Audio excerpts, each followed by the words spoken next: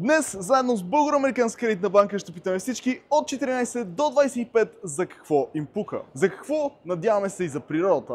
На нас с БКБ страшно много ни пука за природата и затова те пуснаха новата си младежка дебитна карта, която е биоразградима и изцяло направена от царевица. Точно като пуканките. Хайде сега да видим на кого и за какво му пука.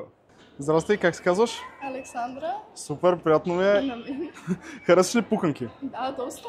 Искаш ли да спечелиш пуканки от БКБ? Да, как? Трябва да ми кажеш само 5 неща, за които ти пука. Пука ми доста за семейството ми, Добре. за образованието ми пука. Това е доста важно. Да, за приятелите ми, Добре. за бъдещето много. Взете чисто, моля ви. Не си свърляйте букуците на земята. Ти си екологичен човек, харесваш да е чиста природа, затова получаваш тези пуканки безплатно. Те са от БКБ. Здрасти, как се казваш? Самуил. Харесваш ли пуканки?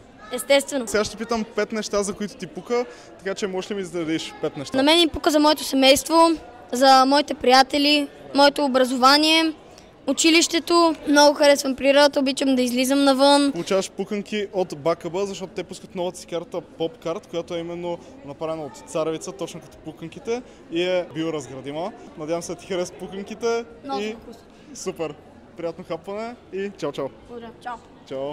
Днес разбрахме, че на младите хора им пука за природата и заслужават да спечелят пуканки от БКБ. Банката, която пусна биоразградима карта за всички от 14 до 25 годишна възраст. Вземете вашата PopCard сега!